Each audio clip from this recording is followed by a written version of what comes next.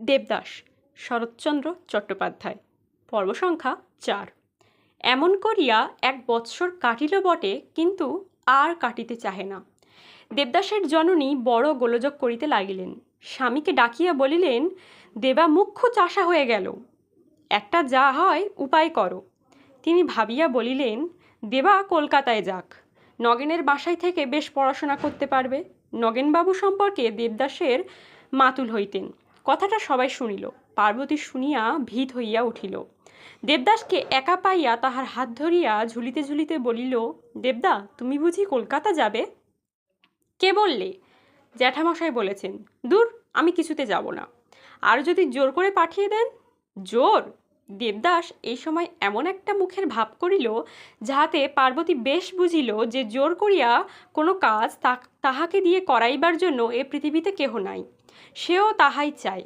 অতএব নিরতিশয় আনন্দে আর একবার তাহার হাত ধরিয়া আর একবার ঝুলিয়া এপাশ ওপাশ করিয়া মুখপানে চাহিয়া হাসিয়া কহিল, দেখো যেন যেও না, কক্ষণও না। এ প্রতিজ্ঞা কিন্তু তাহার রহিল না। তাহার পিতা রীতিমতো বকাঝকা করিয়া, এমনকি তিরস্কার ও প্রহার করিয়া ধর্মদাসকে সঙ্গে দিয়া তাহাকে কলকাতায় পাঠাইয়া দিলেন। যাইবার দিন দেবদাসের মনের মধ্যে বড় ক্লেশ অনুভব করিল। নতুন স্থানে যাইতেছে বলিয়া তাহার কিছুমাত্র কৌতূহল বা আনন্দ হইল না।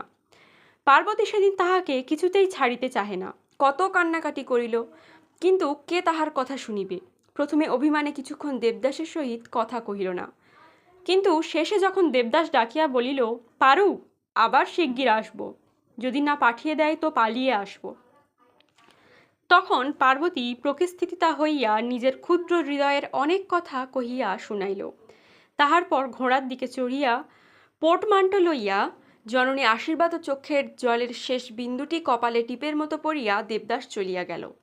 তখন পার্বতীর কত কষ্ট হইল, কত চোখের জলের ধারা গাল বহিয়া নিচে পড়িতে লাগিল, কত অভিমানে তাহার বুক ফাটিয়া লাগিল। প্রথম কয়েকদিন তাহার এই রূপে কাটিল। তাহার পর হঠাৎ একদিন প্রাতকালে উঠিয়া দেখিতে পাইল, সমস্ত দিনের জন্য তাহার কিছুই করিবার নাই। ইতিপূর্বে পাঠশালা ছাড়িয়া অবধি প্রাতকাল হইতে সন্ধ্যা পর্যন্ত শুধু গোলমালে হুজুগে কাটিয়া যাইত। কতদিন কি যেন তাহার করিবার আছে, শুধু সময় কুলাইয়া ওঠে না। এখন অনেক সময় কিন্তু এতটুকু কাজ খুঁজিতে পায় না। সকালবেলা উঠিয়া কোনোদিন চিঠি লিখিতে বসে, বেলা 10টা বাজিয়া যায়। জননী বিরক্ত হইয়া ওঠেন। পিতামহী শুনিয়া বলেন, আহা, তা লিখুক, সকালবেলা ছুটোছুটি না করিয়া লেখাপড়া করা ভালো। আবার যেদিন দেবদাসের পত্র আসে, সেদিন পার্বতীর বড় সুখের দিন। সিঁড়ির দ্বারে চৌকাঠের উপর কাগজখানি হাতে লইয়া সারাদিন তাহাই পড়িতে থাকে। শেষে মাস 2 অতিবাহিত হইয়া গেল। পত্র লেখা কিংবা পত্র পাওয়া আর তত ঘন ঘন হয় না। উৎসাহটা যেন কিছু কিছু কমিয়া আসিয়াছে। একদিন পার্বতী সকালবেলায় জননীকে বলিল, মা, আমি আবার পাঠশালায় যাব। কেন রে? তিনি কিছু বিস্মিত হইয়াছিলেন। পার্বতী ঘাড় নাড়িয়া বলিল, আমি নিশ্চয়ই যাব। তা যাস, পাঠশালা যেতে আর কবে তোকে মানা করেছি মা? সেই দিন দ্বিপ্রহরে পার্বতী দাসীর হাত ধরিয়া বহুদিন পরিত্যক্ত স্লেট ও বইখানি খুঁজিয়া বাহির করিয়া সেই পুরাতন স্থানে গিয়া শান্ত ধীরভাবে উপবেশন করিল।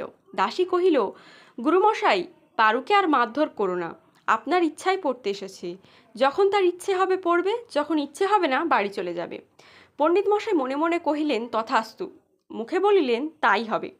একবার তাহার এমন ইচ্ছা হইয়াছিল যে জিজ্ঞাসা করেন, পার্বতীকেও কেন কলকাতায় পাঠাইয়া দেওয়া হইল না, কিন্তু সে কথা কহিলেন না। পার্বতী দেখিল, এইখানে সেই বেঞ্চের উপরে সর্দার প্রভুলো বসিয়া আছে। তাহাকে দেখিয়া প্রথমে একবার হাসি আসিবার মতো হইল, কিন্তু পরক্ষণেই চোখে জল আসিল।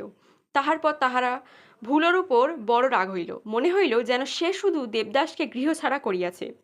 এমন করিয়াও অনেক দিন কাটিয়া গেল। অনেকদিন পর দেবদাস বাড়ি ফিরিয়া আসিল। পার্বতী কাছে ছুটিয়া আসিল। অনেক কথাবার্তা হইল। তাহার বেশি কিছু বলিবার ছিল না, থাকিলেও বলিতে পারিল না। কিন্তু দেবদাস অনেক কথা কহিল, সমস্তই প্রায় কলিকাতার কথা।